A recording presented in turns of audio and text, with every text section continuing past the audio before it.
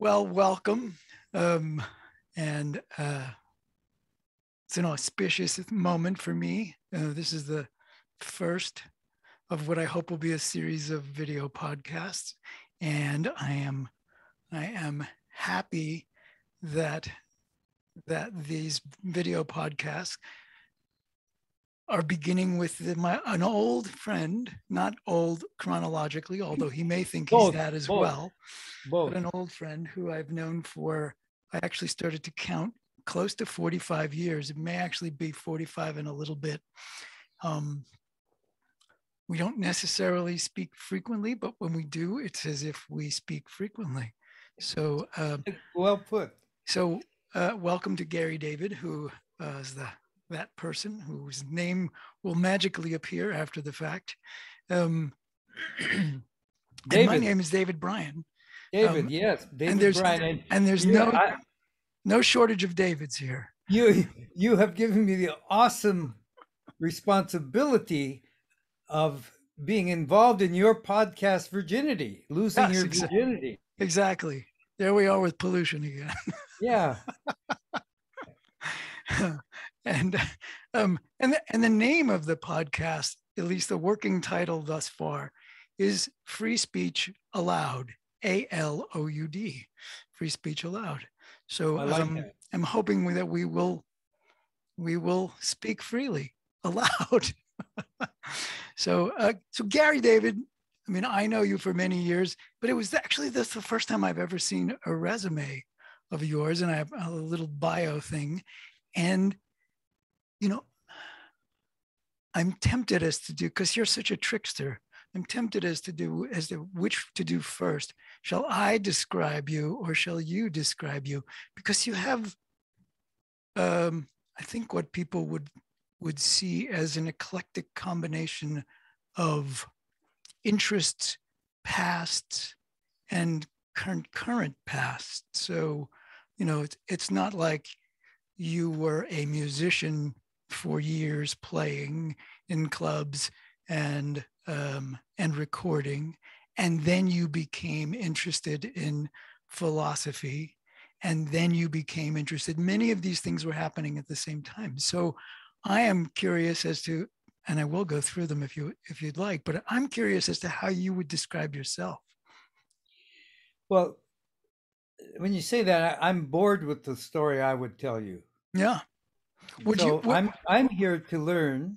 Are you bored with this story? With the story Yes. that's on here? You Yeah. do. You are. That's interesting. Well, it's not that I'm bored with it, it's that I'm familiar with it. Yeah. Yeah. Yeah. The word familiar means family. It comes from the word family.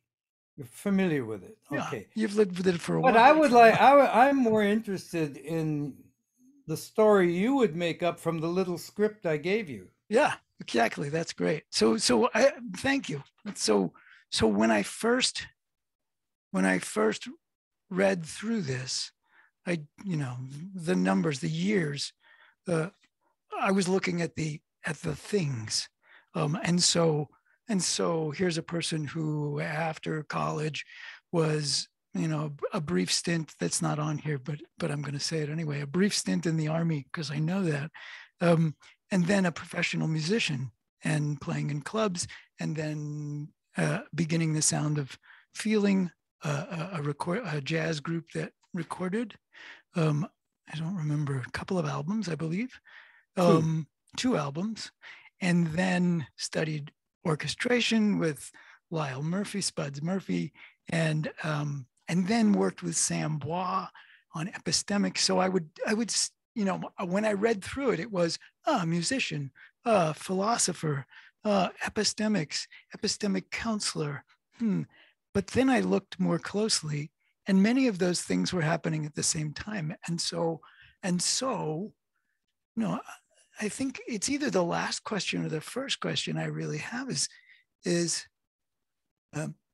other than yourself, right? Sort of, which would be the cheap throwaway answer. Other than you, is there a through line in this story? Is there a story about how those things either fit together, or what was the what was the deeper yearning that had concurrent immersion in music and experimental scales and epistemics and yada yada yada. Is there something like that? And writing and so tell me that story.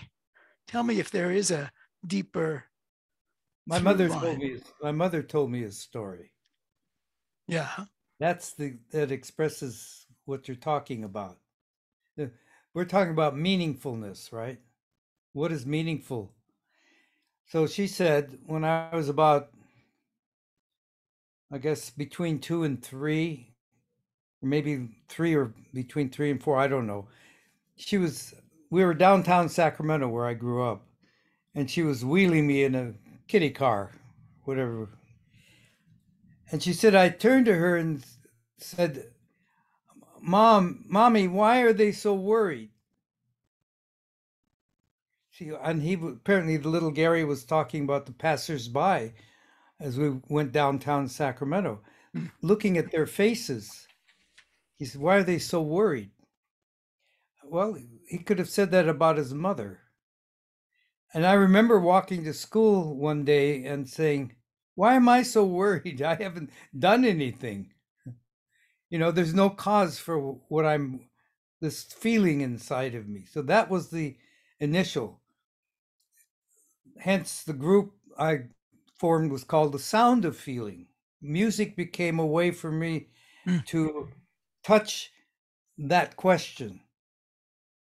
And then, what?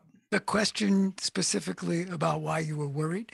Yeah. Or What was worry? What did it mean to worry? What does it mean to have a feeling and then to think about it? Yeah. That's interesting. That's super interesting. So Given it that I was know like, where this goes. if meaning was like sound, the music you make, music is what you make of sound. If there's a basic meaning biologically for what we feel, worry is a way of making it into a kind of music you don't want to hear.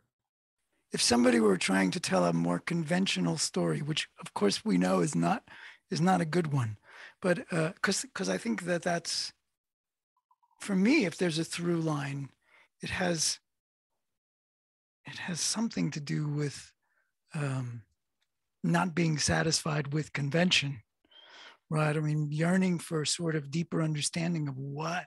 And so do you think all of this called a life and all of the tributaries it took you on, and was it and is it still a yearning for understanding of yourself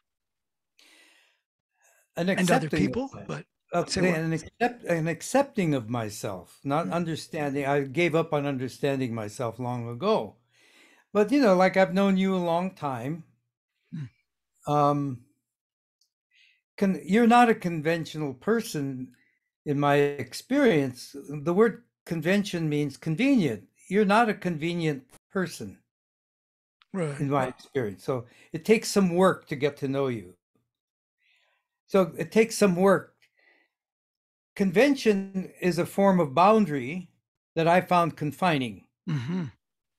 So what was it? The question was what was being confined, and it has to do with the basic feelings that feel at a core level of feeling, the biology of our emotions. There's a need for freedom. Convention is a way of binding that freedom. So I'm going to ask this question, although knowing you, I suspect I'm not going to get a satisfying answer, but at least at first. Even if I gave you one, you wouldn't accept it. So go ahead. That's probably right. No, I'm as you took this journey, and as you are taking this journey, but as you took this journey from that little kid in the cart to to that little kid sitting in front of the bookcase. Um, have there been, are there more salient stopping points uh, that you feel like really turned the lights on in a significant way? Was it music? Was it the years of study with Sam Bois? Was it the work of Sylvan Tompkins? Or, I mean, were those highlights of the same thing? Or was there one in particular that's like, and finally I came across whatever that is, and that really opened my eyes to something? Or is it the ongoing through line and you're still having your eyes open?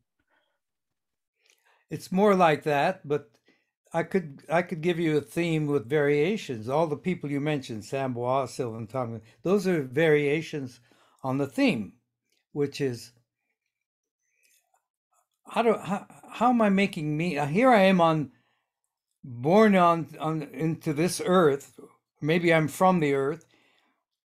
What does it all mean to me? How am I making meaning of all of this in a way that's significant and has a sense of purpose for me? So Mm-hmm. there is a through line. The through line is freedom. Freedom. How do I meet limits to minimize? How do I minimize limits and maximize freedom? For yourself. Yeah. So I reached a critical point when I was about my early 20s. I had a quote unquote nervous breakdown. I'll call it a nervous breakup. And it was a breaking up of all the conventions that I had held to be as my stable foundation for making meaning. Okay. I started to question, and I was raised Catholic, so I wrote to my parish priest and asked him about some of the things I was going through, and he never answered me.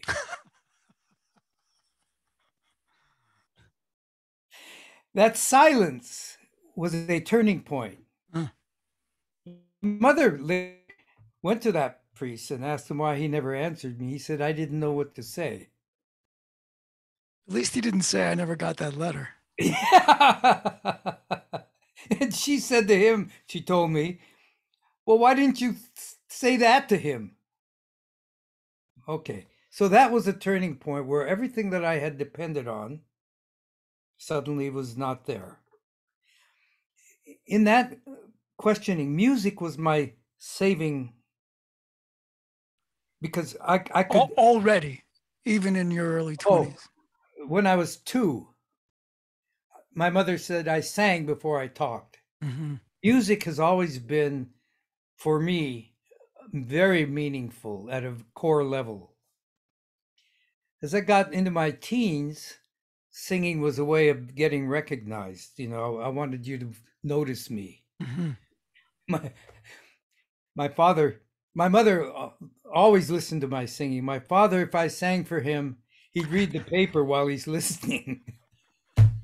And I said, "Did you hear that, Dad?" And he'd say, "Well, you say, yeah, I heard it." And I said, "But you're reading the paper." He said, "That's the way. That's my way."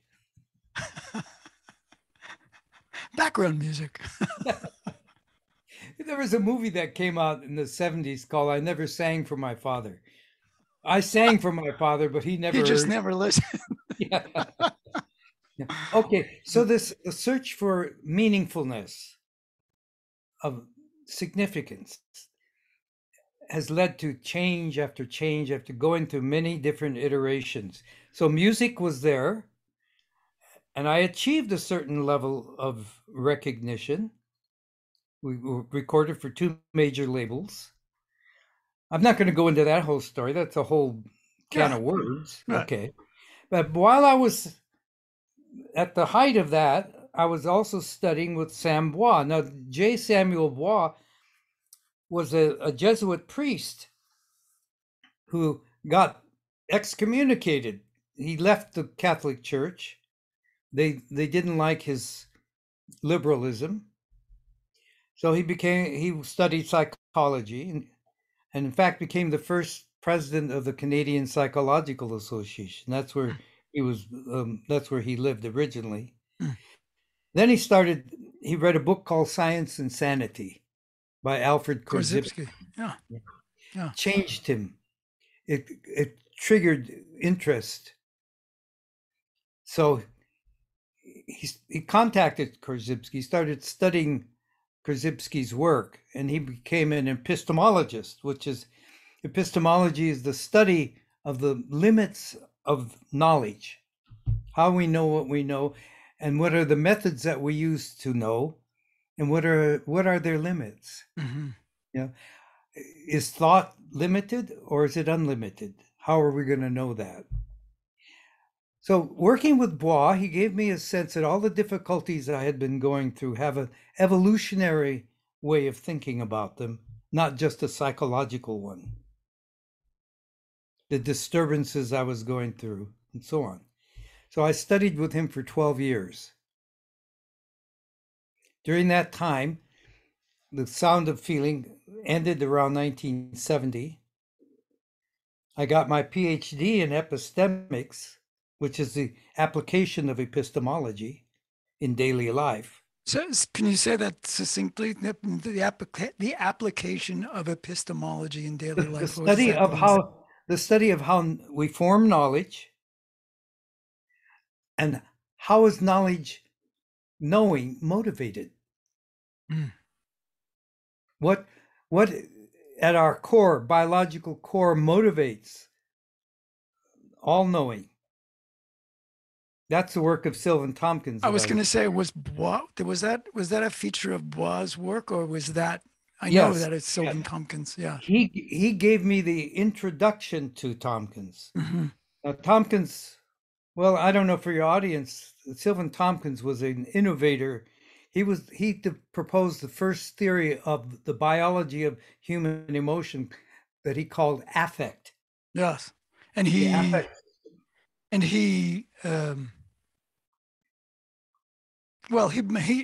bumped into resistances along the way, right? It had not been done before, and it still is controversial, and etc. He's dead. He's dead, and he's still meeting what you said. Yeah. Yeah. People are still upset with him. Yeah. Especially those who are cognitively biased. Yeah. Yeah. Got it. So in the 1940s and 50s, he developed a theory of affect being part of the core of the brain stem, mm-hmm. expressing itself through the skin of the whole organism, and being reflected in our sensations. Mm-hmm.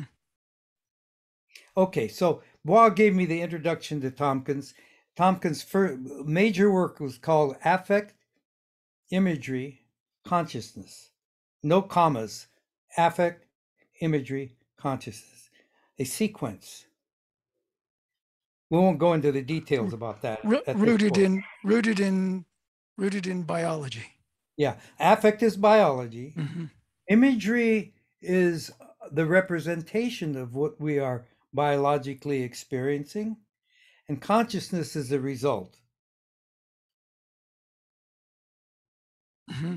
So affect is biology, imagery is the beginning of psychology, and consciousness is our whole experience, where all of that's together. Mm-hmm.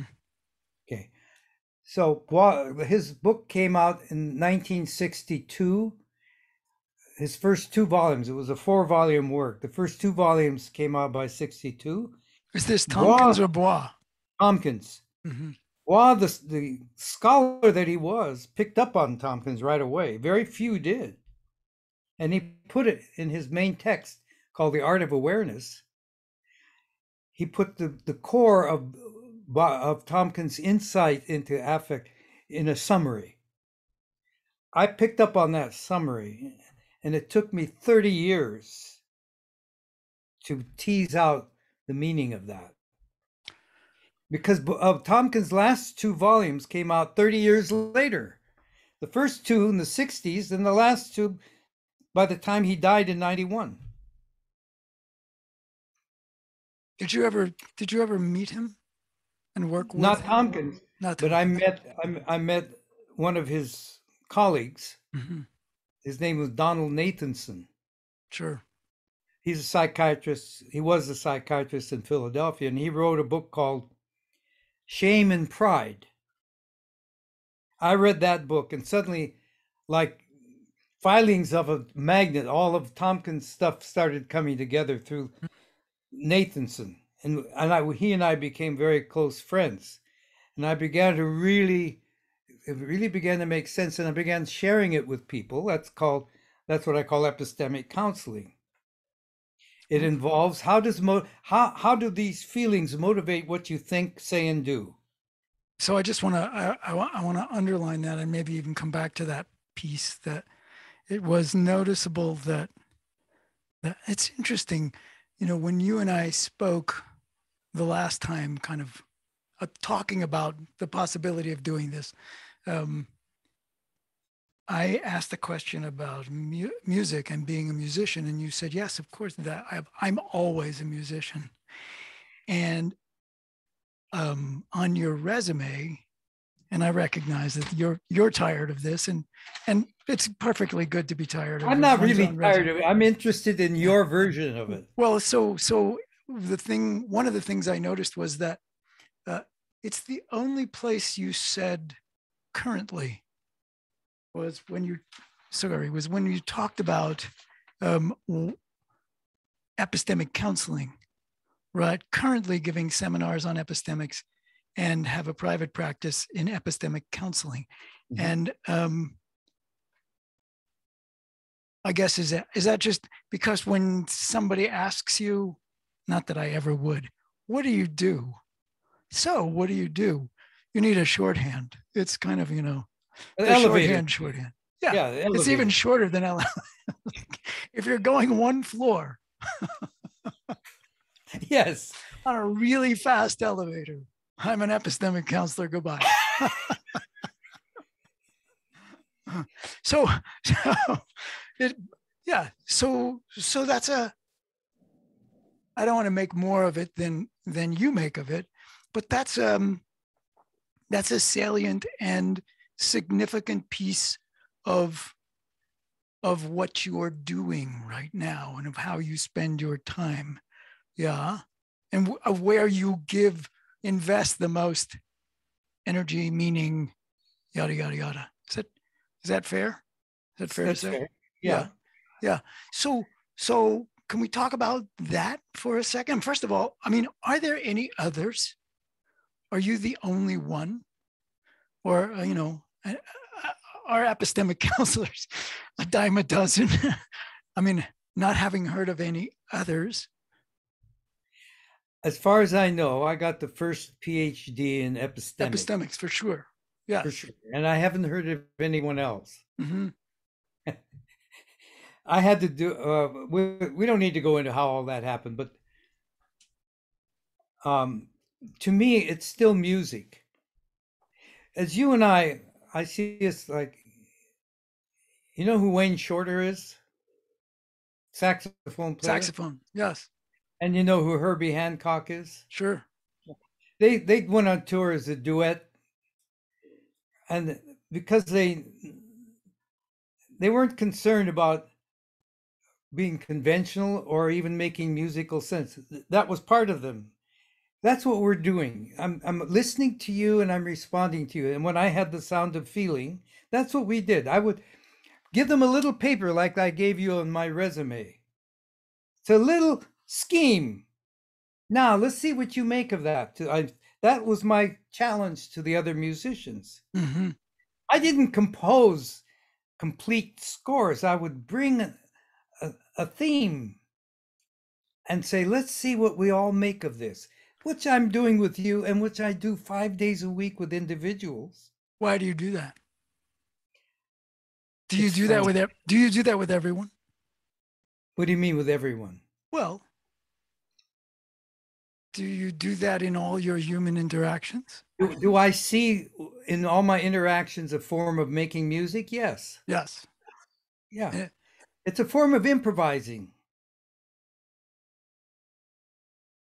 Oh, wait. It's a form of learning. It's a form of learning. Learning is the most important. That is the most important thing that I think we do. Who does the learning in these improvisations that you involve yourself in? Whoever's involved, including myself. And I'm meeting someone today for the first time. Once says, I want to explore with you. mm-hmm. I'm getting more people who say I have fewer people saying I have problems. More people are saying I'm interested. Mm-hmm. She says she's interested, and I have to learn my way into her world as she has to learn her way into mine, so that we find where we join value-wise and purposefully.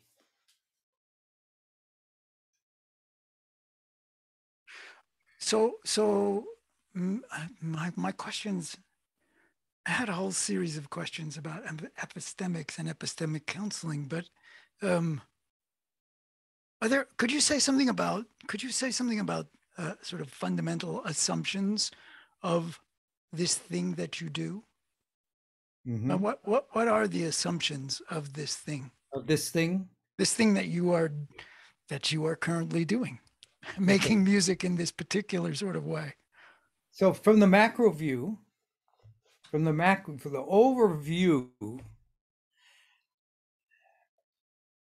we go from pre-civilization, before language, and ask the question, how did they make meaning? What did they have? What are their resources? They had all of their senses, the sensory input, not only the big five senses, but there might be multiple other sensory receptors and so on. And they had some form of memory. They had no way of symbolizing it in a static form. But they had a way of communicating. The first language was affect, emotion, feeling. It showed up on their faces and in their body language. That was the first method of making meaning. Now, epistemics is the study of the evolution of these methods of making meaning. So from that, we go to, let's say, 500 BC, where Aristotle codified the rules of logic. And then logic became the primary way of making meaning. And we can go into a whole story about that between the first stage and the second stage. Then, around the 16th century, it took a turn, and it wasn't sufficient to be logically consistent and to state things verbally, but to begin to observe the things that you're talking about, to observe the data, create data. Observation became, and that's when classical science was born. And then at the beginning of the 20th century, we had the insight through physics that in a way we're making up the whole thing.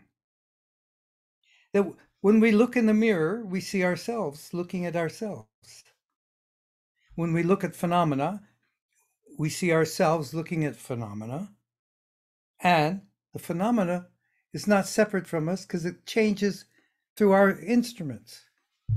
Like this pen doesn't change if I observe it on the surface, but molecularly and atomically it might be. Yes, Right? right. Yeah, it appears as an object. Yes, The first people would take the object as all there was. right. We don't know. So epistemics in the macro view is about the evolution of our methods of making meaning and what is appropriate at this point in the 21st century. And okay, that's the macro view. And now somebody walks up to you or calls you on the phone or however they communicate with you and said, I'm interested in exploring with you. So I'm assuming what you're doing with them is is closer to them personally than the macro view. Yeah, yeah. So So I would say, well, let's follow your interest. You say you want to explore with me. That implies that there's some kind of interest somewhere. And that interest is very general. And then you're specifying it by saying, I want to explore with you. Okay. So I want to make familiar with that general interest that motivated the specifics. So let's explore your interest. How did you get interested in this? What led you? It's like you're asking me. yeah. So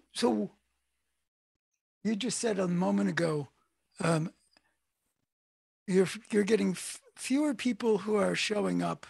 I don't know if that's exactly what you said, but fewer people who are showing up um, to you, making contact with you, saying, "I have a problem," and more people who are saying, "I'm interested." Mhm. And what are they interested in? Or is Okay. the range so broad that that's a silly question? No, it's not a silly question. You have never, in all the 45 years, I've never heard a silly question come out of your mouth. Or on That's the other because we hand, don't they're all, speak very often. well, yeah, and all of them were silly. All that you said is, I had a teacher years ago, who was wonderful. That thing that educators always say, which is, there's no such thing as a stupid question. And he was a chemistry teacher. He still is a chemistry teacher, and actually a magnificent teacher. And one day, uh, a student came to me and said, in class today, Jim said, there's no such thing, in response to a student, there's no such thing as a stupid question. But if there were, that would be an example of one. I said, Jim, that is a really funny line. You can't ever say that again. So, okay, so what are they interested in? yes. Okay. What interested you to ask me the question? What were you interested in? Well, my ultimate question about this, I think, is do you see it? Counseling is so often thought of as something that a person gets or a small group of people get, advice, help with a problem, help with a puzzle, help with an issue, and it's small in its terrain, right? It doesn't extend much beyond that small group, et cetera. And I'm interested in, probably because that's frequently where my mind goes. Do you see it as having a larger application that, I'm going to get it, right? Blizzards are made from lots of little snowflakes, but then there's something that's different, right? The blizzard is somehow more than just a bunch of little snowflakes.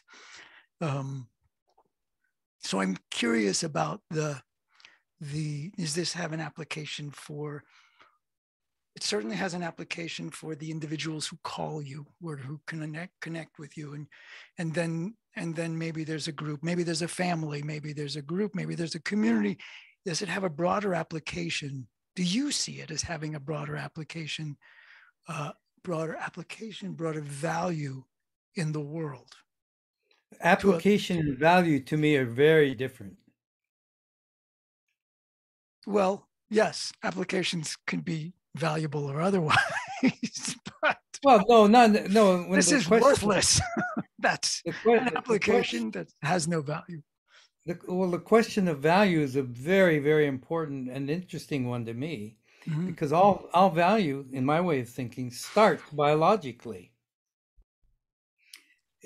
Every feeling of anger or shame or joy or interest is a value. Totally understood. I mean, I It's a don't know if that's nonverbal. correct, but I certainly understand it that way. If we didn't have those feelings, nothing would be of value. At the higher order, meaning, well, I value freedom, or I value safety, or I value all those things, they would have no meaning if there was not a biological core called an affect system. When affect, when there's a stimulus, it's the affect that gives the stimulus a sense of importance to the organism. It can be a positive sense or a negative sense. Second, negative means punishing. The other one means rewarding. Okay, so it's all value begins with affect. So the question of application is way downstream because it implies a separation between the person and the application. Why does it imply a separation? Because it comes from a mechanical model of a division between the observer and the observed. I'm the observer, and I'm going to apply what I'm observing to this situation. If I'm building a bridge, yes, application is the question of application is important. How do I apply it? When it comes to myself, there's no two people. Right. So I guess I'm asking a question. Maybe I'm not clear. I guess I think what I'm asking is, so your experience tells you that you, and I'm assuming it tells the people you work with that what you're doing is useful to them, is successful, is rewarding. It's something they come back for. They value, you value, maybe for different reasons, but it's Rewarding, yes. right. Okay, so Rewarding. I guess I'm asking, might the work of the study of the exploration of this thing, epistemic counseling, do you see it as having, as potentially speaking to an audience that is other than different from an individual? And I guess, yes, so you do. So tell me what you mean. Well, because maybe you're not answering the question I'm asking. Go. But I like yours better. Well, say a little more. I guess I'm thinking about, I know, well, the Gary David I knew previously paid less attention to to things political, or to things that would make it into the news, or that the sort of the movement of large groups in a culture, and much more refined attention to individuals, to individual human beings that you associate with, come into contact with, help out, learn, whatever it is, hang out with. And I think, my sense at the moment, and we're living at a time that I don't know if it's a time like no other, but it's certainly a time when groups are fraught, right? I think because people are paying attention to things as if they come from groups. But there's a burning need, I think there's a burning need for people to be able to work together, sort of in something that doesn't keep them in their group, but perhaps creates another group, perhaps. Right. I mean, like, if you think about it in politics, it's like they talk about crossing the aisle, right? And I recognize it's a simplistic way to think about it, but this like currently what's going on in the whole vaccination world, right? I mean, we're in the middle of a pandemic, and and um, and these people think anybody who doesn't get a vaccination is just, is at least foolish and at most criminal. And in the opposite direction, same thing. And anybody who does take it seriously and puts a mask on and all of those things are sort of, just listening to the efforts by the I can't think of the terminology, but the deep state to control their lives, et cetera, et cetera. And they can't speak to each other, right? I mean, the groups certainly can't speak to each other, and frequently the individuals can't speak to each other. They can yell at each other. What's in the way? What's in the way? What's in the way of them speaking to each other? Well, I mean, I think it's the stories they have of what the world is like, right? I mean, what is going on, right? One group sees one thing, one group sees another thing, and there it is. But my question is rhetorical, but go on. No, I know that. Yes, I know, but I'm asking, other than at the level of the individual, does epistemic counseling have an application? You'll excuse the expression, have a role to play?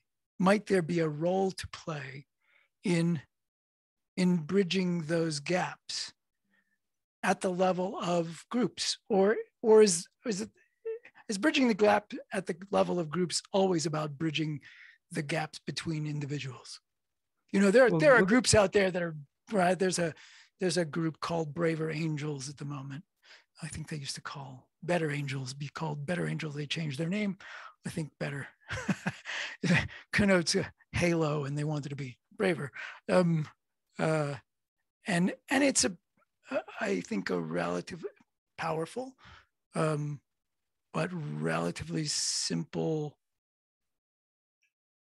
approach to getting people to speak to each other, right, at the level of individuals. So is epistemic, is there a role for epistemics to play, epistemic counseling to play in that terrain, or is it always about discovering, making music with those individuals? What is an individual? Is this an obscure question? Is it no obtuse? What do we mean when we use the word individual? Well, encapsulated in some skin no bag meaning. with a bunch of stories. Until you put the word individual into a context, it has no meaning in and of itself. It's like a variable in algebra, a plus b equals c. You don't know what the value of a, b, or c is until you assign one. So I'm going to assign a value to the word individual, meaning that the individual means at core someone who's undivided, individual, indivisible, and the environment is part of them. So the group and the individual cannot be separated.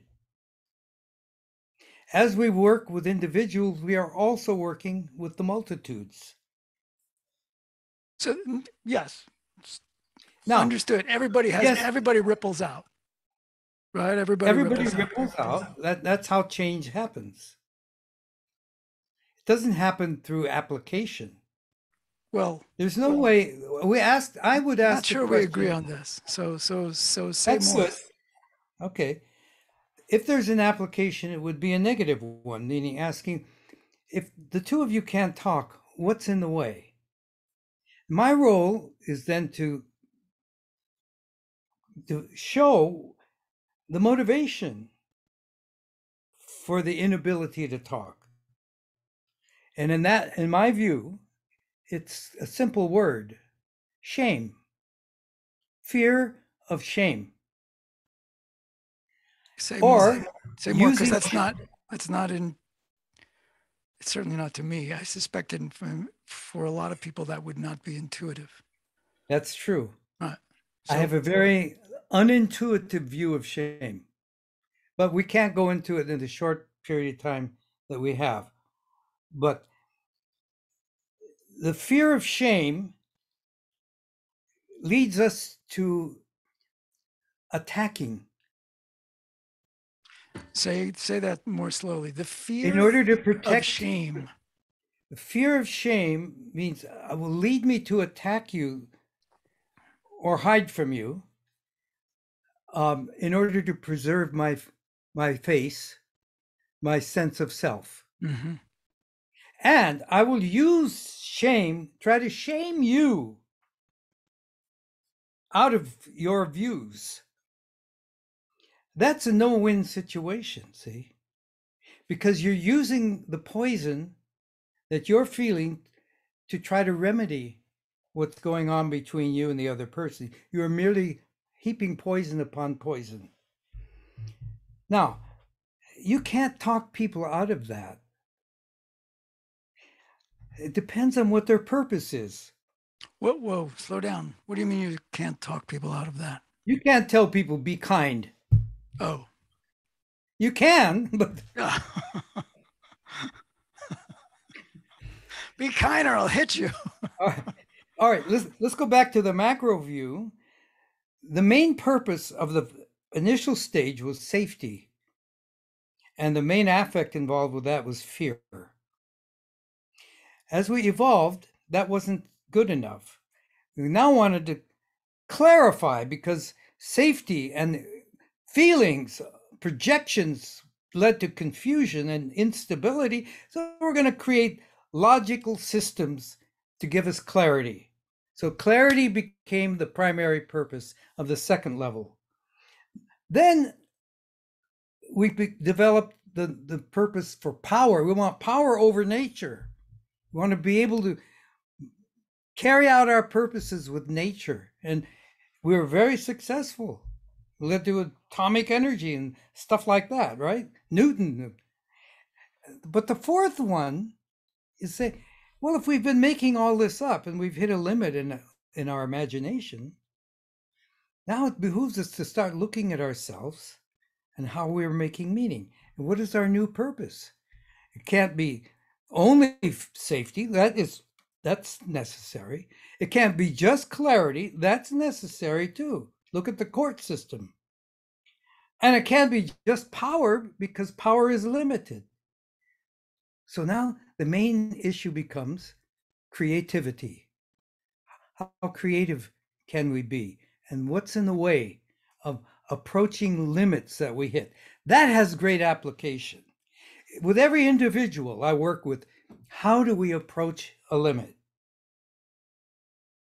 They say, well, we don't have limits.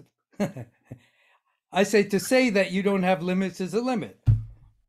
Yeah, there are always limits on planet Earth. If you felt good all the time, you'd be entitled to say, I have no limits. If you had all positive affect, you'd be in the Garden of Eden. But then shame came along in the Garden of Eden and all the negative affects. And suddenly we have limits. So the fourth stage is, how do we approach limits? So two people who have different ideologies have reached a limit. And I've developed a little mental model of the 5 ways of approaching a limit. Are you interested in that? Totally. You think Yeah. you're... I think actually most people would be interested in that. Okay. I mean, if they understood the question, right? How do we approach limits? Because we all have them, or at least we all behave as if we have them. And I actually don't think that positive affect sort of changes that, right? I mean, sometimes you want to do If you things. had no negative, David, if you had no negative affects, imagine what life would be like. Okay. And there's no limit, no limit. So when we say limit to what? To getting what we want. limit, yeah, I guess limit is, I don't want to dive into, I don't want to just be semantic, but limits can generate things, right? I mean, it's that they're necessary.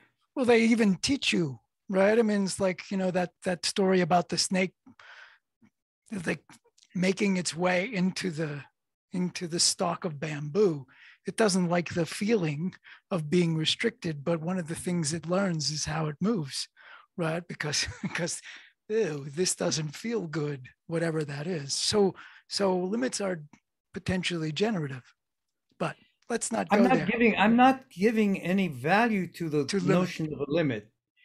The notion of a limit means that it's a distinction. right? Every time you make a distinction, you've created a limit between Right. one thing and another. Okay. That's So basic. yeah, So when we reach a limit, and the limit is either to getting what we want or what we need, those are different, but we won't go into that.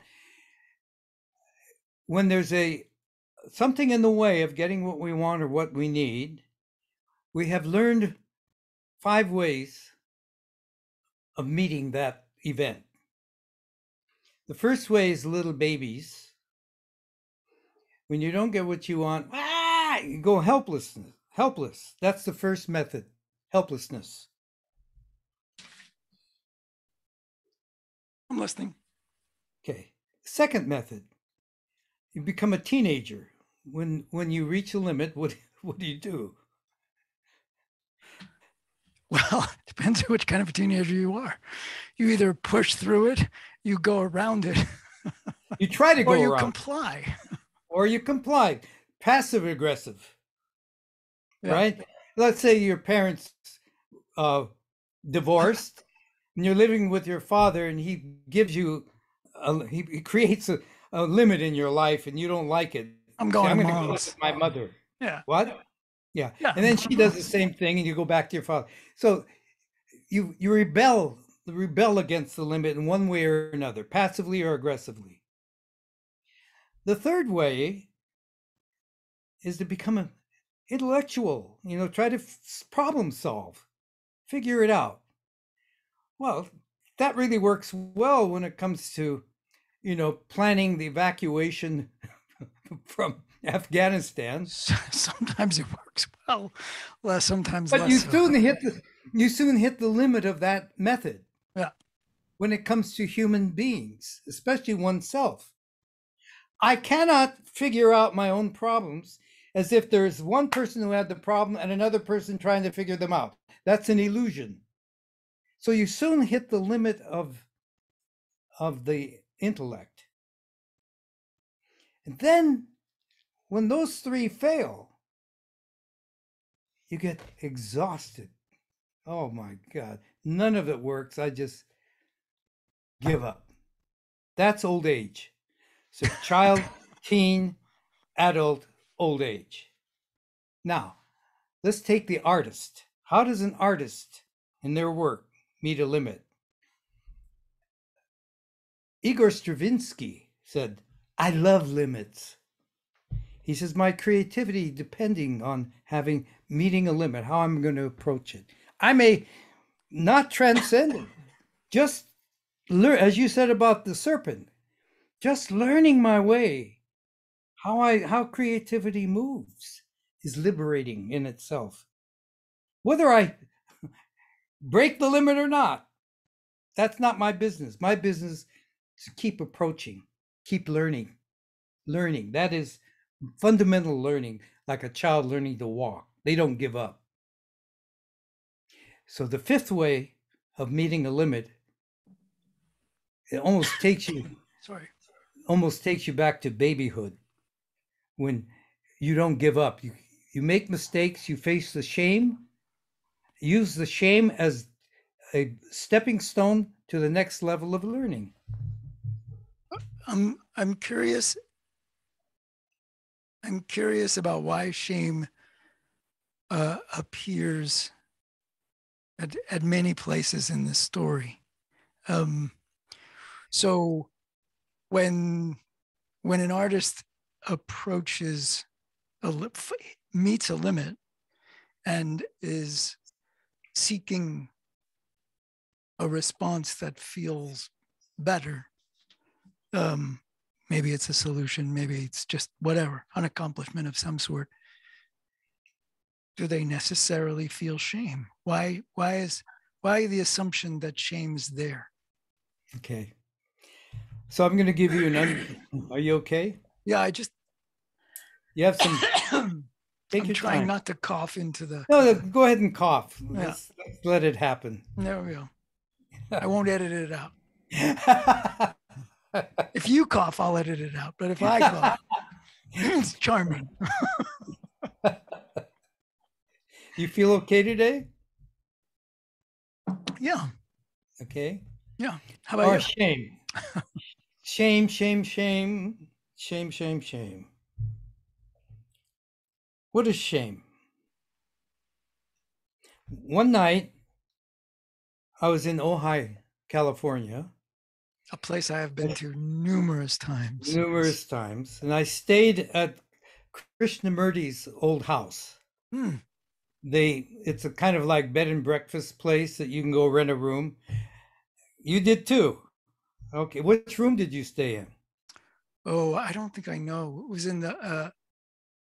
It was the upper. There was an upstairs and a They all have downstairs. names. They all have names. Oh, they probably do, but I stayed in the David Bohm room. Oh, cool. So as I slept, I have a feeling. I have a feeling that that it's like George Washington slept here. I think yeah. Krishnamurti lived in a lot of different places. That some of them he may actually have been to. So Well, for me, it I wasn't was so in much one of George. them. It was more like Scrooge. I was like Scrooge being visited by the ghosts of Christmas past and Christmas future and all of that. Right. Anyway, so it, in Ojai, since there's no big city, the night skies are very clear. And it was in I think it was in it was a very clear night, and I went outside and I looked up there was a partial eclipse of the moon. I said, "Oh, that's shame. Oh, that's what he meant." Tompkins and Nathanson. A partial eclipse of the moon. Oh man, think about that for the moment. You're enjoying the light of the moon, and then an eclipse comes along. Let's say you could watch it in real time, but it doesn't fully eclipse the moon so that you lose the light altogether. It's a part you can still see the light, but this dark shadow is coming across it. That shadow is shame. The light are your positive feelings, interest to excitement and enjoyment to joy, and something happens, and this dark shadow comes on and says, "Hey, these positive feelings are being limited by this event. Pay attention." So shame does not mean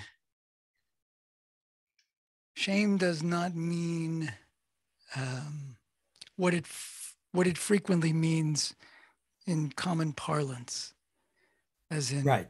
It you means should be both. ashamed of yourself. Yeah, it means both. It's both the biological event and the psychological meaning you make of it. I am describing the biological event. Understood. It's a partial impediment to your positive feelings. If I wanted to kiss you and you turn away from me, it could trigger shame. If I had the sense that, well, maybe he'll come around, that the light of the positive feelings are still there, I won't. That's one thing. But if I say, well, he was rejecting me forever, if I lose the light completely, it's a full eclipse, I'm going to go to more toxic feelings. So shame is overrated as a toxic feeling. Mm-hmm. It's mistaken for other feelings that are much more toxic, like rage, fear, and disgust, for example. And I have found that in the creative process, being able to stay in the light of this event, of the eclipse of your positive feelings, especially interest, leads you to extend your presence further. If you go to protecting me, the self-image, you lose that opportunity. Can I ask you a question about the more general? I'm following what you're saying, but I'm also struck by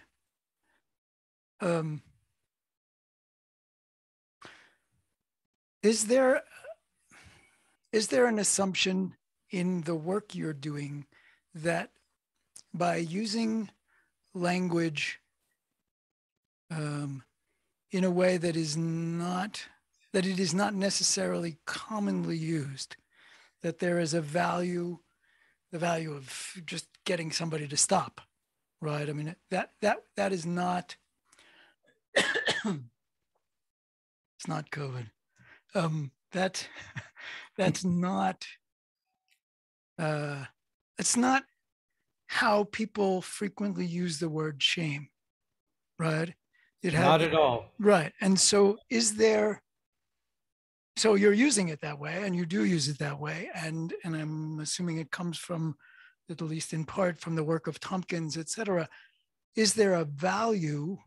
Do you find there is a value in using language in a way that that a person has to stretch for, Yes. to disturb whatever the normal sequence of things is in how they Yes. think? Yeah. Yes, I do find value. It was for me. Yeah. It I was get it. for me. Because it disrupted my ordinary way of my conventional way of thinking about shame, Right. and that shame is all about me. But there is a larger sense of self in the use of the term organism, for example. The organism is more includes me. I'm the person, let's say, within the organism, but the organism is much more than I can encompass in my self-image. Right. The organism is phenomenal as well as Yes. having yeah, it is Yes. phenomenal. Yeah. Absolutely. So Right. you use the term salt. What's the chemical thing for salt? Sodium chloride. Yeah. So sodium chloride is the biological use of the term shame. And there are different kinds of salt, right? Sure. So we use the word shame, meaning sodium chloride, and then we have different kinds of salts, different Yes. kinds of shame, such as disappointment, uh, uh, guilt, shame of myself. There's different forms that this chemical will take. But we call it all shame because we wanted to see, for you to see that in your personal experience, there's a biological event. That insight, even intellectually, makes a difference. Mm-hmm. I could understand that. I'm also curious whether the instances of shame, of all of the salts, do all the salts have a negative valence? Guilt. Yes. Why? Let's say that every time you cut yourself, instead of feeling pain, you had an orgasm. Pollution. Okay. Imagine what would happen. Yeah. You'd die. Yeah, you'd bleed to death. Especially as a teenager. No one would get past their teen years. The negative affects are meant to hurt, so that to get your attention. But why does blocking out a piece of the moon, and I get that it's metaphorical, but why does blocking out a piece of the moon, why is it necessarily negative? Well, instead of it being the moon, say you're sunning yourself, and a cloud comes over the sun, and you have the sense that that cloud's never going away. That'd be different from saying, well, I'll get the sun back. I want the sun. I wanted to see the full moon.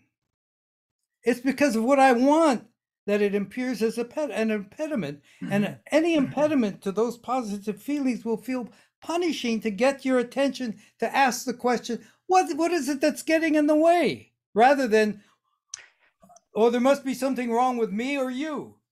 So let me ask you this, and this I don't know if this is more a personal question than intellectual, but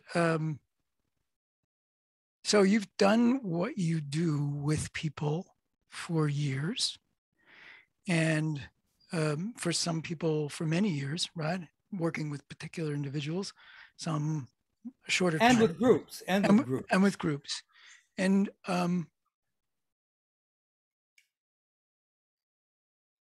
have you ever had the experience of people or person um,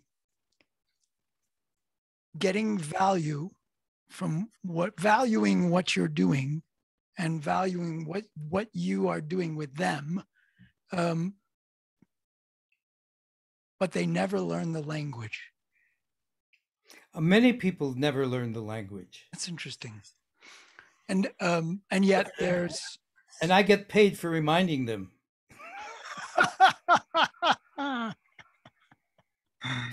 Oh, That but use, you'd get paid anyway, right? Whether you reminded them or not. well, I have to earn it. Yeah. Okay. Reminding them. No, they begin to see that language matters. That language is a powerful influence into what we experience. It both matters, but it also is. There's lots of different languages in the world, and that story about a rose by any other name. So Well, each language has a system. yes, Now, let's take music. Let's take the 12-tone system. yeah, Let's take the piano. It's black and white keys, right? And they're all right, evenly spaced. All evenly spaced. They're called half steps. yeah. The Well, the white key of C goes to the black key of C sharp or D flat, and then the next one is D, C, D, E, and so on. Okay. Now, you're not obligated to use that system, but if you use it, you're limited to its structure. right, right. It's the same way with verbal language. We have an Aristotelian based subject object language. You're not obligated to use it, but if you do, there are pitfalls and assumptions based on ancient history And that are is that built into it. and is that true of the language that you're using in your work with people? Yes, It's a it's structure, and limited. it's limited. Those stages of the change in the way we make meaning also applies to our current stage. Part of our current awareness is to ask three basic questions. What's in any scene? What's my purpose? What am I trying to do? What am I leaving out? And what am I assuming?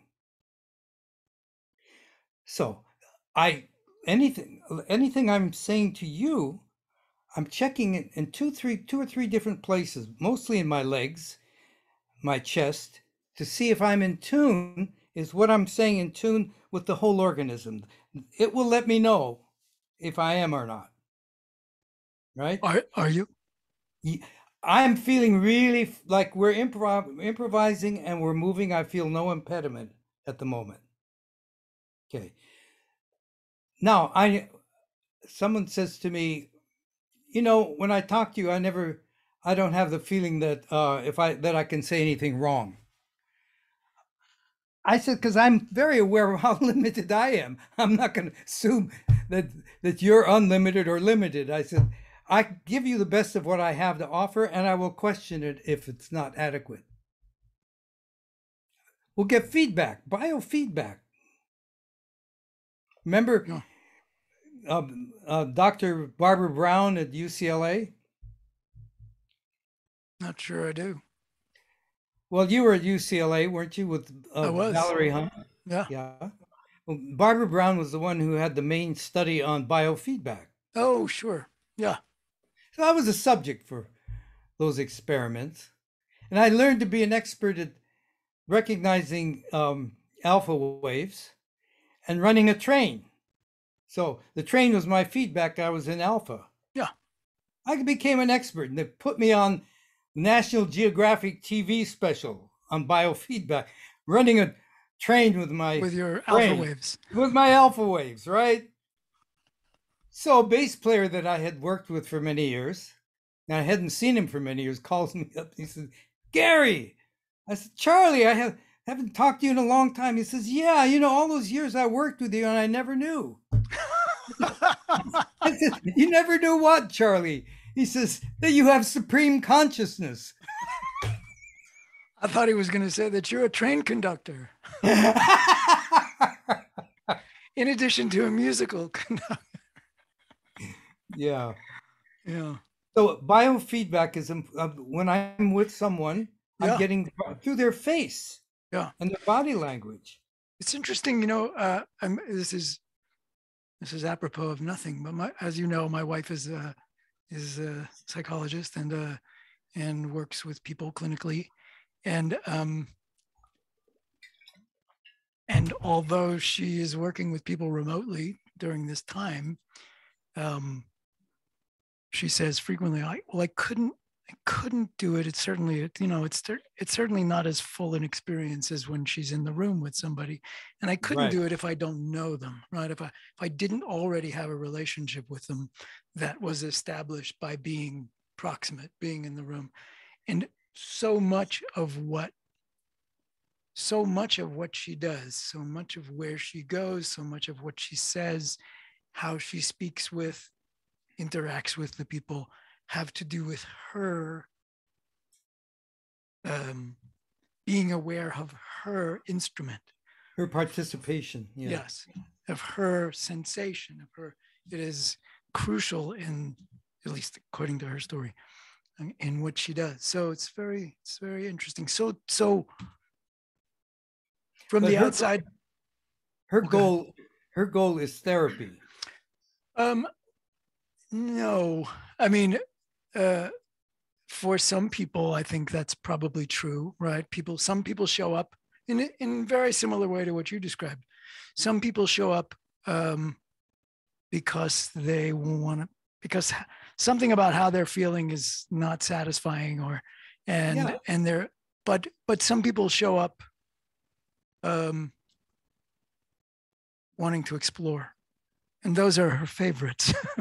I don't mean her favorite people, but her favorite work. So wanting to explore is a high order abstraction. What motivates them to want to explore? Yeah. They've hit a limit of some kind. I don't know enough, but yeah. Well, let's just say if they've reached the limit of some kind and they want to extend their presence further. Correct. Okay. Yeah. So and they either they've had an experience with someone in the past where that was where it was rich territory, then doing that sort of, kneading dough with another human being is, in the process of making the croissant, right? That's something that they've found valuable. And so here they are again, right? They haven't done that in a long time, perhaps. So something gets them into the room. And yes. At what point does a croissant become a croissant? Apparently 14 folds with butter layered on each one. But let's say that the minute you have the intention and the ingredients and you start to mold them together, that is a croissant in my book. Yeah. Well, that's why McDonald's makes a lot of money, because you can get a crescent roll at McDonald's, and I guarantee it's not folded 14 times. Oh no. And buttered each time. That's conventional thought. Yes, exactly. Okay, ready-made croissant, which is only croissant in name only. Yeah, in shape. Yeah. This kind of looks vaguely croissant-like. It's a representation. Okay. So I know that we're going to run out of time, Yeah. but there are You do have to. You have to leave. You have to. You have to sign off at 3:30. well, I've got Well, lots of time here. okay. It's not even 2:30 yet here. Oh, I'm sorry. No, but I want to. I you have have to another wrap hour. up by. Yeah. I have another hour. Oh. Okay. Well, good. You can edit out whatever. Yeah. Sure. Okay. Um, a number of things concern me. The number one issue is how healthy am I learning? We're always learning, but we can learn in unhealthy ways in which the way we think has become polluted with mistakes of the past ages. Okay, that's one thing. Second thing is the relationship that we make between silence and symbol.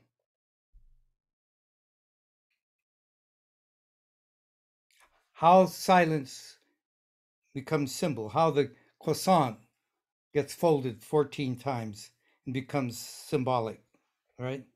And the third thing is the difference between symbol and sign.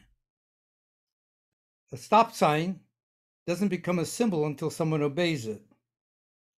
These are all the traffic of thought and how the meanings of our lives become polluted that I like to explore with people because I've explored those things myself. I'm still doing that. Are you doing that when you're doing it with people? Of course. I mean, it's it's part of me now. I can't do anything otherwise. Well, I mean, yes, and I think it's also, I think it's safe to say that there are therapists, counselors, something, right? People who offer advice to other people, who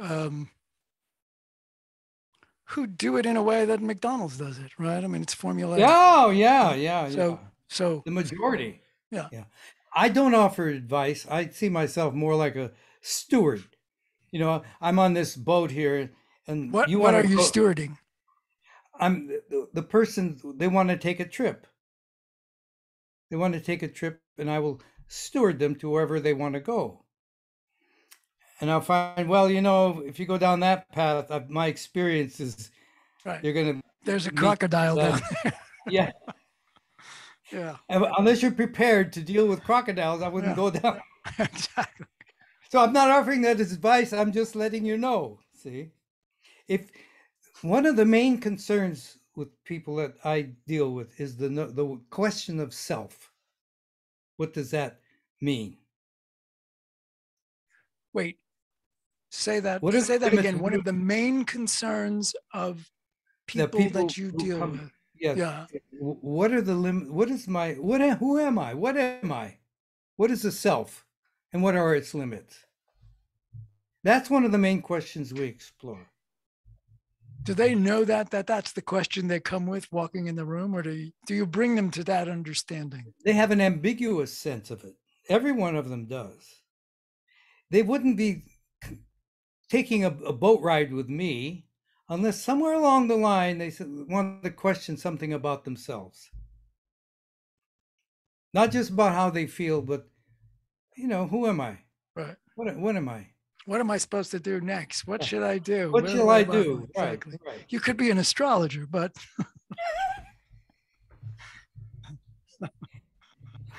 So we have developed this internet. The epistemic internet has developed over the centuries that streams into our brains. That's how I'm seeing it. mm, So that if they're not my thoughts, I have to evaluate what streams into my consciousness. The methods of evaluation become very important. If I don't do that, it takes over the biology of my emotions and runs amok. I had a fear dream the other night, fear of abandonment dream. When I woke up, the sense of fear was so pervasive in my chest, in my stomach, and the thoughts pouring in almost triggered panic. I had no way. I have given up on trying to stop the feeling. I've also given up on trying to stop The thoughts. the thoughts, the streaming, Right. right? I had to accept the whole thing together. The streaming of the thought, the movement of the feeling, accept it. It's What does accepted mean in that sentence? I'm going to tell accept. you. Thank you. It means getting interested.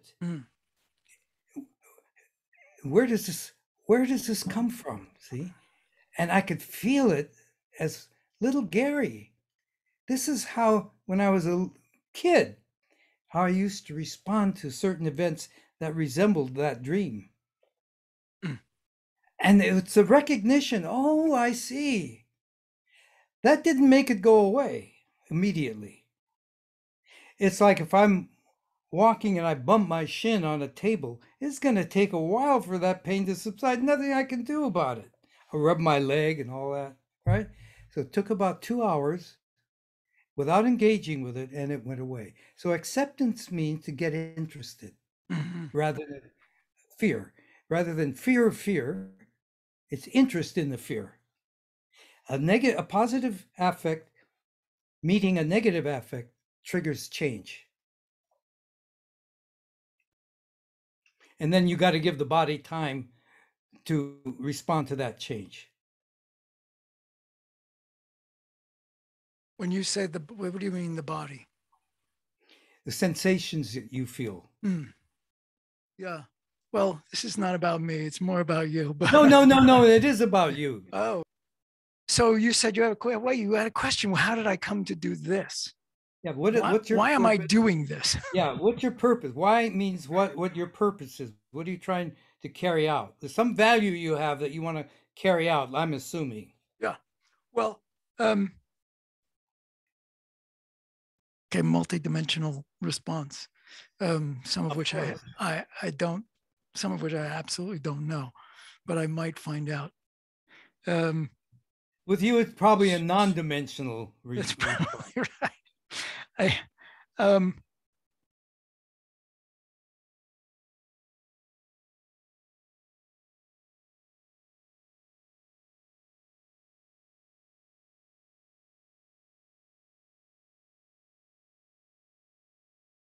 As we can tell, magical things happen in this world.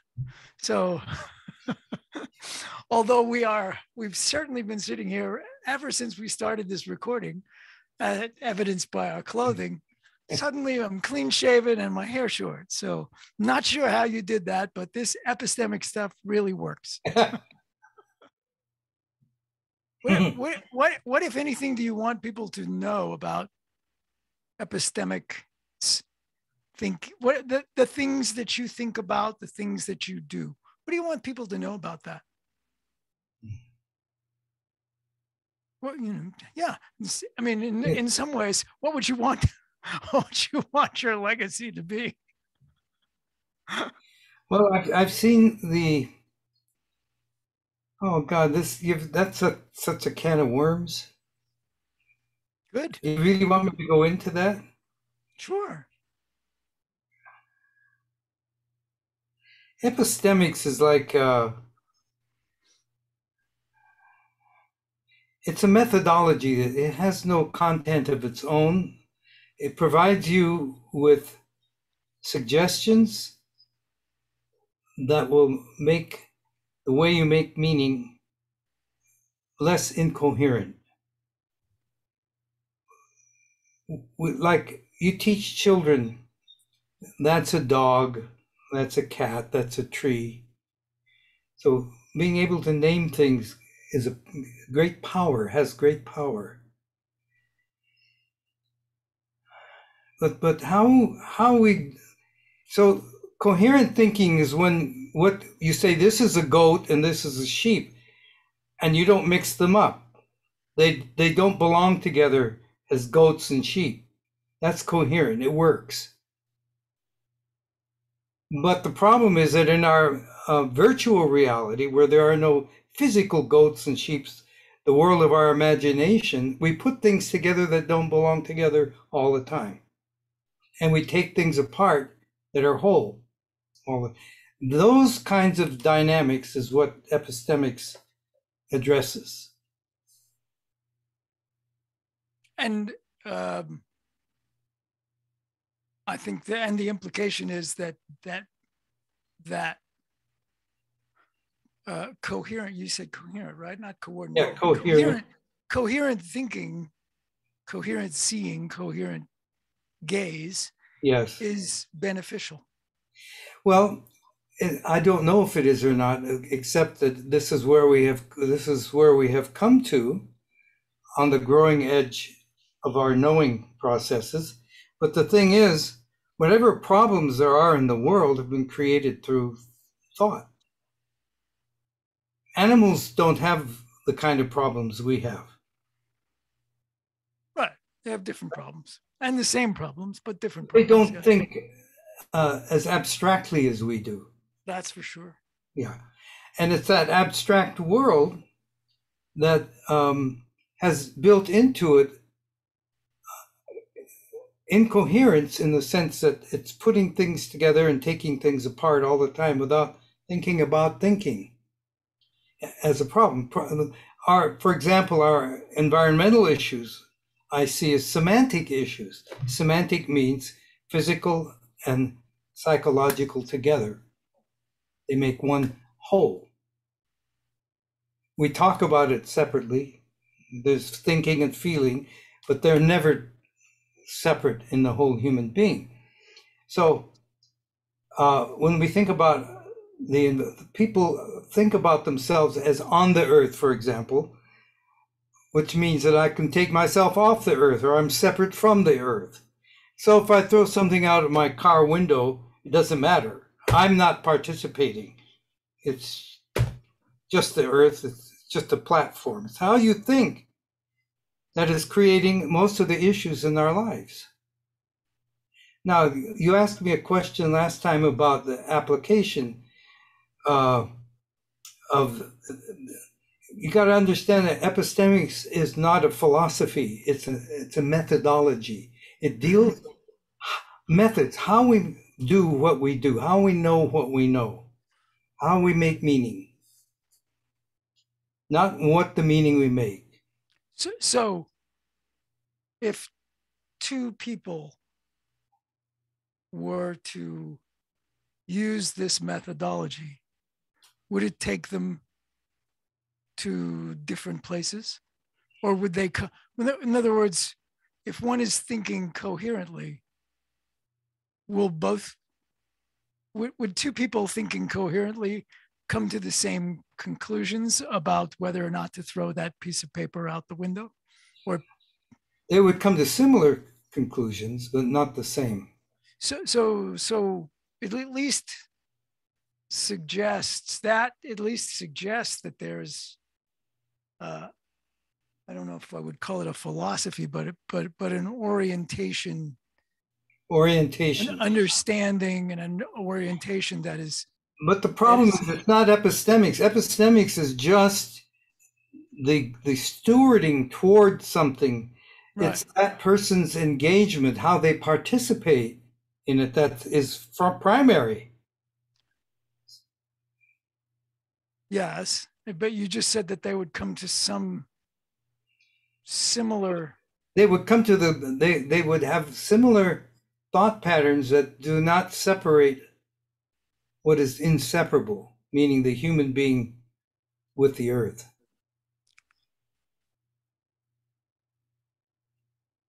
Right. So is there at least in your mind, not in your mind, but in your mind about the world,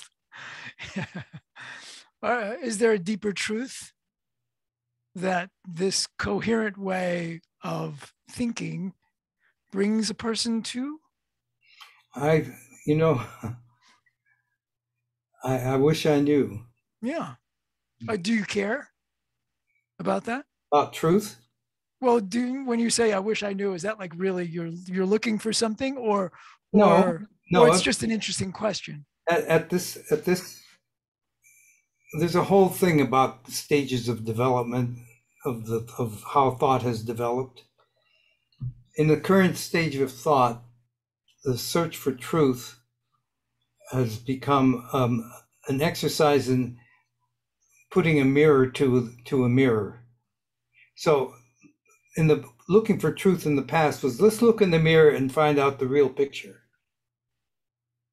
Now we realize that we have to also look at the mirror, the medium in which the images are coming forth.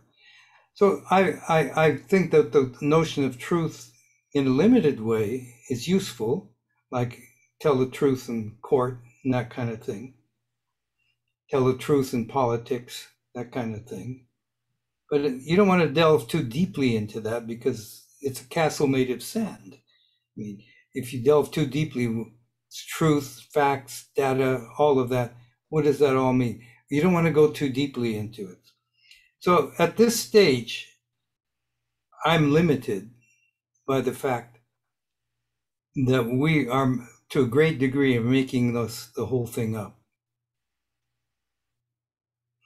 There's a projective further stage where it may be different. Some sort of access to some, for lack of a better term, unmediated apprehension of? No, a lessening and a diminishing of the importance of knowledge. Right.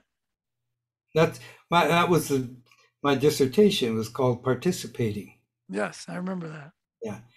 So at that stage, I project and I surmise, I don't know, I project that knowledge is the source of our problems, which knowing is a process. Every human being is knowing. Yes. How that knowing accumulates is called knowledge. And we've had what is it? I just read this. To teach pride in knowledge is to put up an effective barrier against any advance upon what is already known, since it makes one ashamed to look beyond the bounds imposed by one's own ignorance. George Spencer Brown. Yeah. So that's where I am.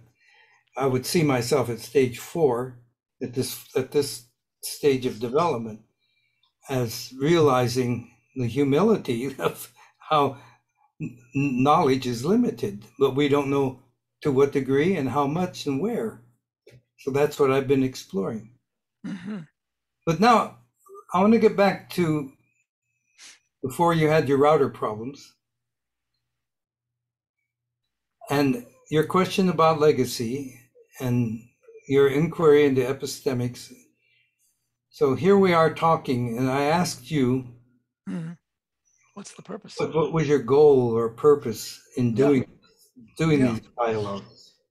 Yeah. And you said, I didn't want to have to bite my tongue. I wanted an environment where I didn't have to bite my tongue. Okay. Yeah. Well, that's true. Pause. That's true. I'm not sure that's actually possible. What's actually possible? Speaking without biting one's tongue. Oh. But or at least me doing that. But I think it is. And there's certainly, it's kind of like clean hands, There's no such thing as completely clean hands, but you can get cleaner and cleaner, right? So I think that's probably true about biting one's tongue. There may not be an end state, the perfect end state, but one can certainly there's a phrase in the legal system, you have to go to court with clean hands, right? Yeah.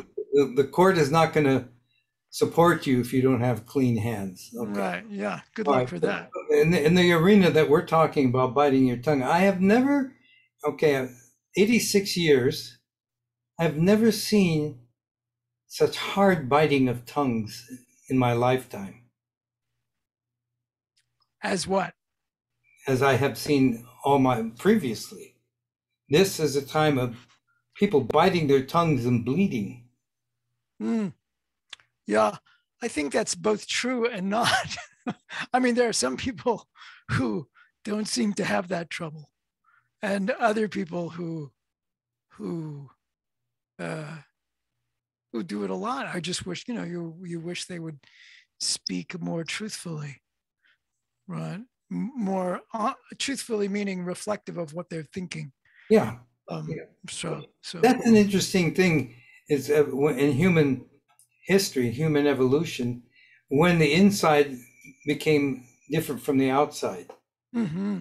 And it happened, especially when tribes were conquered one by the other, when the people started to gather more together. And then they'd have to live with their conquerors and have to hide what's inside of them so that they could survive. Yeah. Right. So have you been doing that? Have you been hiding from those who conquered you? I think no, but I think the hiding was facilitating a conquering that they weren't actually trying to do. Right. So well, elaborate on that. Elaborate on that by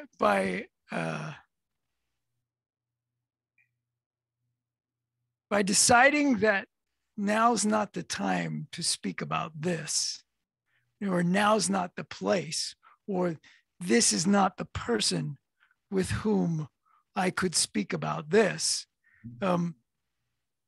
That person, I mean, you never know where those utterances might have led.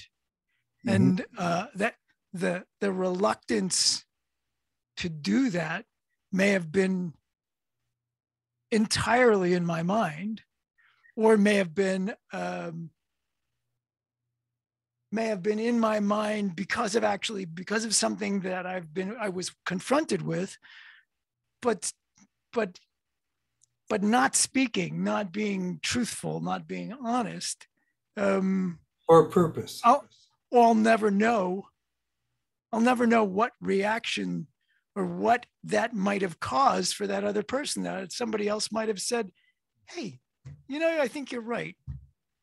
And so I was imagining this is a situation where it would be best to not speak fully or truthfully or honestly, or to hold something back or whatever, because of something. And in fact, it may have created opportunities for connection and understanding and ideas that never happened. And it may not. It may have been wise choices. I don't know, but I will say it's exhausting. Well, look, living that way is exhausting. As I hear you, I'm hearing the word limit. That we're finding the word limit and the word boundary are the same. Yeah. Same. So there are physical limits, right? I can't flap my arms and fly. Right. And it's after 86 years, there's some things about walking I can't do as well. I went on a hike yesterday, and I'm very careful of places where I just would jump before. Sure. So there are such things as limits. Absolutely. Some are physical, some are imagined. Yeah. Yeah. The point is to be able to test the limits in a way that minimizes the hurt. Yes. So I see you doing that now. You see you doing that now. You're creating a context in which you can see if the limits that you had imagined will hurt. Well, how will they hurt, and how much will they hurt if you cross them? That's right. That's right. And that's the hope. And if nothing else, comes of all this but that, I'll be happy. But I also think I'm doing this with a purpose. I'm not sure this is a purpose, but it's a motivation, because it feels like there are some things there's some things that feel important to know, and there are some things that are interesting to know, and there are some things that feel like they're both. And I'd like to explore all that with people who are passionate about something, interested in something, pursuing something, engaged in something, because I like that. Well, you know, I have another hope in that regard for you. Good. I'm glad it's for me. That not only the things you said, but find out what it is you know that you don't need to know anymore. Yeah. Yeah. Lighten the load so that when you leave a mark, you don't have to write a whole tome. Yeah, I've written a couple of those. I'm done writing those, I think. I know. I write a tome. I might have surprised myself, but there might be another one cooking. Uh-oh. Yeah, exactly. You hope that in all those words that you use to write a book, that there will be a few things there that are of use to somebody. Yeah. Yeah. Okay, so in the exploration, what you're talking about biting your tongue, and we're talking about limits and crossing boundaries. Now, you ridiculed me for using the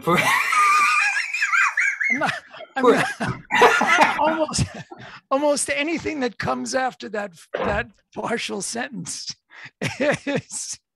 is probably incorrect. But go ahead. For emphasizing shame. Oh, I don't think I ridiculed you. But I'm definitely I'm definitely not convinced. But yes, but right. I'm curious about it. I'm curious about it. All right.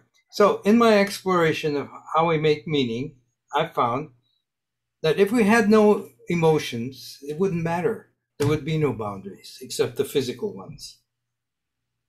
Think about that. We had no emotions. Yeah, I suspect that's probably true. Okay. So what is the...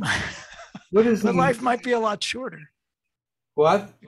Life might be a lot shorter because if somebody else had them and you didn't. Well, that's the case now. With the earth. Yeah. We have them. It doesn't. No, it doesn't at all. Right?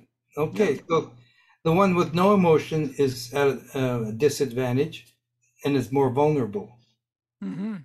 So, but then it's a double-edged sword. With emotions, we're also vulnerable in another way. Like, yes, sticks and stones will break my bones, but names will never hurt me. Well, common sense says that's true, but that's not the way it works out. Turns out that's not true at all. Right. So every time you cross a boundary, David, in my way of thinking, there's a potential for shame. Sure. Because whatever you were engaged in that was of interest or enjoyment to you, and you cross a boundary, you have to bite your tongue. Well, this might not be the time and the place. It's going to diminish those positive feelings to follow your interest. And that biologically, in my model, triggers shame. Wait, say again. It crossing a boundary necessarily triggers shame. No. Listen, you have to be very careful about how I'm saying this, because there are two in biology. I'm only speaking biologically now. Yeah. And that's artificial to do that. Okay, so just accept this artificial saying, what I'm going to say. Yeah. You have two positive affects. I'm going to give the word affect to the biology, not emotion. Affect. There are two positive affects. Enjoyment on a continuum to joy, and and interest all the way to excitement. Those are the two. They're spectrum. Okay. Those two feelings, if you only had those two feelings, well, first of all, you wouldn't survive. But if you only had that's our picture of the Garden of Eden. It's just joy and interest and so on. But in the story of the Bible, a boundary was set, the tree of knowledge. If you eat that, something bad's going to happen, right? A lot of stuff happens. So they ate it. And what was the feeling? What was the first emotion? Shame. Yeah. God came in. Oh boy, we did wrong. Well, God didn't even have to get there, right? Didn't they clothe themselves before God showed up again? There you go. Exactly. So it's coming from within. So shame is the trigger, the biological trigger that says your positive feelings are being diminished. The air is being sucked out of your positive feelings, but not entirely. There's still, quote, hope. You can still see the feelings are there, but something's in the way. It's as though you're sunning yourself, cloud comes over the sun. You can still have the sense that it's going to pass. It's kind of there. That's shame biologically. It goes so totally against common sense. It's an interesting use of the word. Yes, shame. We had to use it because shame, affect, when it becomes shame, emotion, we want people to see the relationship between the biology and the psychology. Shame is not the most toxic feeling that has been made to be. It's the ignoring of shame to save face that leads you to more toxic feelings. That's the premise I go by. So when you cross a boundary, that doesn't mean it's going to trigger shame. There's a potential for shame if you lose the sense that you can get the positive feelings back. Yes. Right. Like if I'm watching my TV and the power goes out, I don't feel shame because I know I can't get it back. It's going to come when it comes, if it comes. That's not shame, see? It would be like a partial eclipse of the moon rather than a full eclipse. Mm-hmm. So shame and boundaries are a whole conversation. Perhaps we'll have another. Mm-hmm. Well, good. That may be a good place to stop. Okay. Stop that conversation. You the boss. And then we'll have another. Yeah, and you don't have to bite your tongue. But this forum, this podcast that you're doing, you have a real opportunity to open that up in a way I haven't seen before. Because of what the openness that you exhibit, it's as though someone says something that ordinarily they think they're going to get a bite back on. They won't get it from you. You'll say, "Oh, okay, tell me more about that." Right. Yeah, that right. I think that's good. That's a good thing. That is a good thing. Well, good. Well, so thank you for being willing to be a first guinea pig. Anytime.